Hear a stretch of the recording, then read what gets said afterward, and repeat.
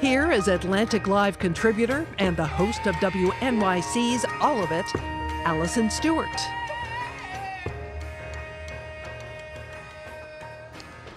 Hollywood has come a long way in terms of diversity, but it also has a long way to go in terms of inclusion and breadth of representation.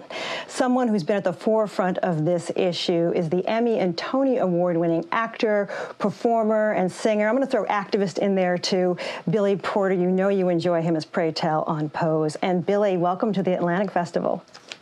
Thank you. Thank you for having me. A few days ago, many people might have seen during the Emmys a PSA that you were, I can hear you, can you hear me? Yes, there's just a delay, so it's all good, yes. Okay. A few days ago, during the Emmys, people may have seen a PSA that you were part of with Lin-Manuel Miranda and Daniel Kim and other actors of color, just asking Hollywood to, do better and to see you as people. And you had this one very strong line in it. You said, "We are more than a splash of color on your white canvas." What does that mean to you, and why was that meaningful to you, that line? Well, I came out in 1985. I graduated from college in 1991, Carnegie Mellon, the drama program at Carnegie Mellon.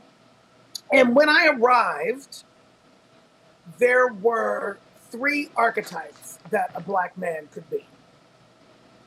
James Earl Jones, the patriarch; Denzel Washington, the sex symbol; Eddie Murphy, the genius clown. And all of them were straight, sometimes violently so. And so for me to find a place inside of that space for a queer Black person of color, was a really hard thing to find. And I really had to lean into this idea that I was going to be, at best, the second banana, the third banana, the magical, fairy clown that sprinkles, healing dust over all the white people. That was the only thing that was possible for a very long time. That has changed now, due in large part to myself and my generation, saying no. We are more than that. We are full human beings that you have to take a look at and see for real. It is a new day, and we have made a lot of good headway.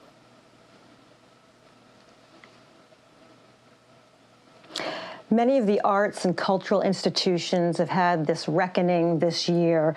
The book industry had the hashtag Publishing Paid Me, which revealed the disparity between Black authors, people of color who are authors, and white authors. A stage, We See You White American Theater, is a group that's really been calling folks out. From museums, all the big cultural institutions. So these groups that I just mentioned are people of color who have come together to make demands. At this point, what do the gatekeepers, the mostly white gatekeepers, need to do? What's a good first step? Well, the first step is to listen. The first step is to reflect inward.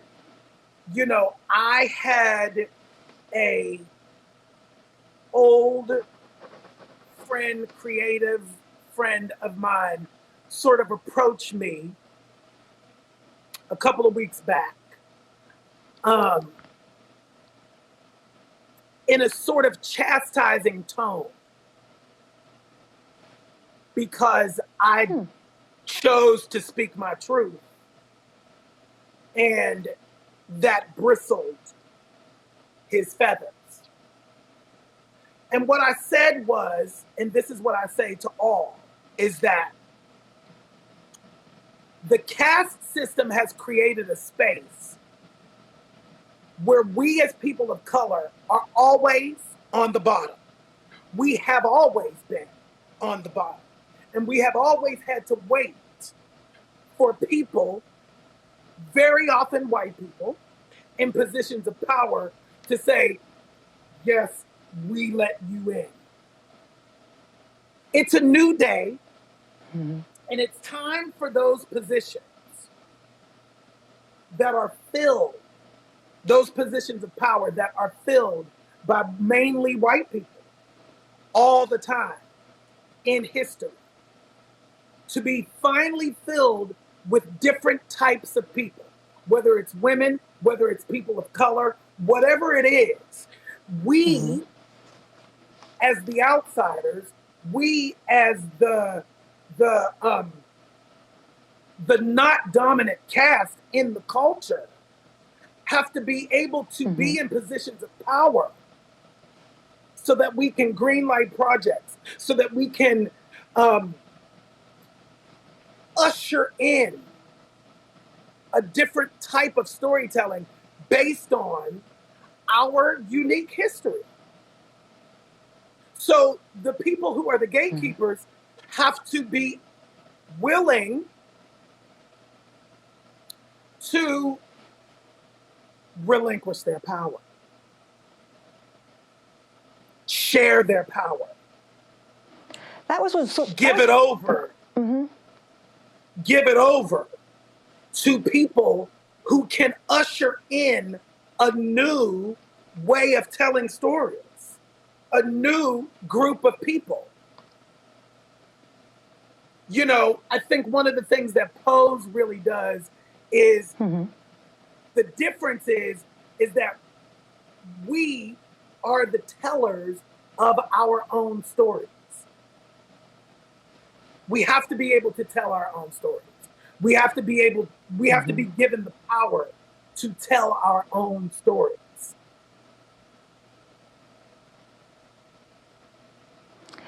That's what's so interesting. I thought when Serena Williams' husband, I'm going to call him, Alexis Ohanian, stepped down from the board, I believe it was, of Reddit, and he said, you know what, fill my position with a person of color. That's what needs to happen. And we need more leaders like that, in my opinion. I know I'm interviewing you, but I'm putting my 2 cents in there.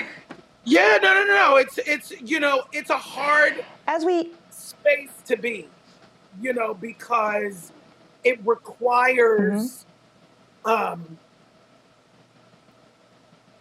people in positions of power to yield for real. Yeah. It's hard. What is something that has made you feel optimistic? What is something that's made you feel really optimistic? Like this moment about the business is a or about movement the world? and is going to continue on. About the business or about the world? Let's stick with the business first, and then we'll talk about the world. Great. So in the business, as Billy Porter, the actor, shifting during COVID into Billy Porter, the writer, the content creator, pitching my own stuff. I literally said this afternoon. It has been so inspiring to show up on Zoom and to be pitching to these companies my own content, whether it's Hulu, whether it's Netflix, you know, HBO Max, Peacock, ABC, blah, blah, blah, whatever it is, to see these rooms filled with diverse faces. I'm seeing women, I'm seeing Latins, I'm seeing Black people, I'm seeing Asian people, I'm seeing Muslim people, I'm seeing Middle Eastern people, like I'm seeing, not Muslim, Middle Eastern people, I'm seeing, you know, like I have been gobsmacked. I literally had to say it out loud today. I was like, you know what? I'm not trying to suck up, but like there were 3 people in the room. They were all women and they were all women of color. I was like, okay, thank you. Like that is new.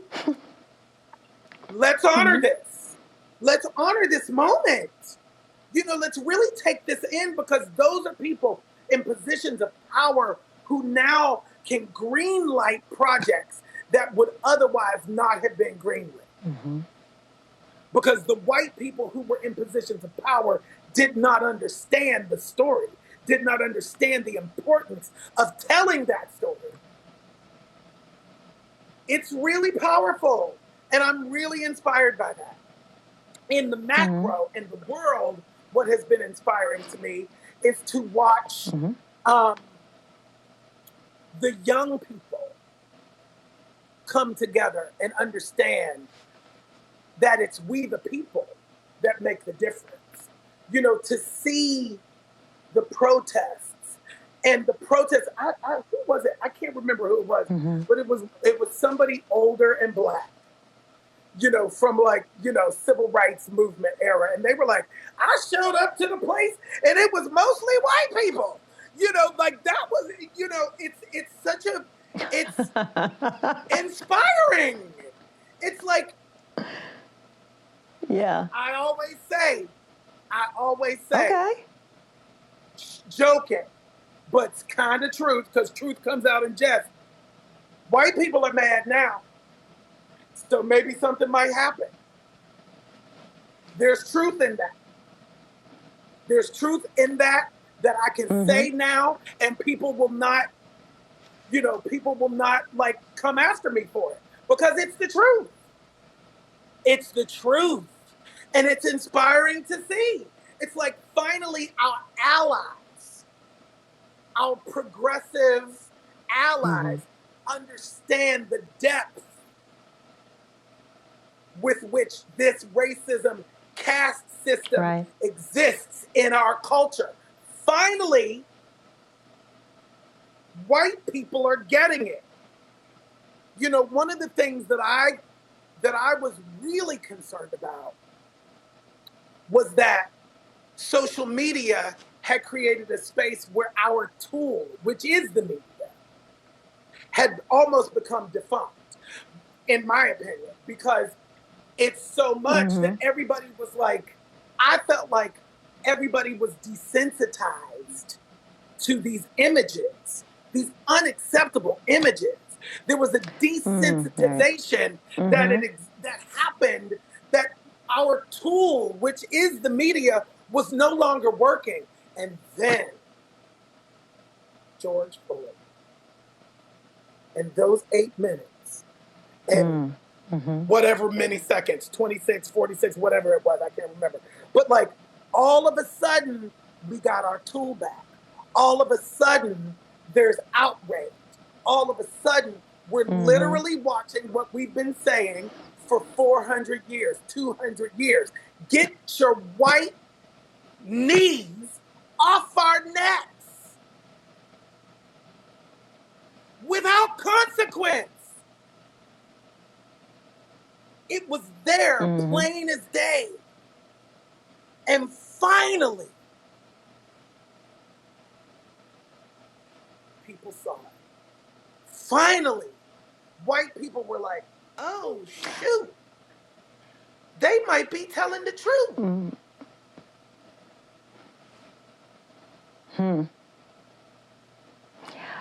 When we sat down, I noticed behind you, it's National Voter Registration Day, by the way, everybody. And behind Billy, it says vote.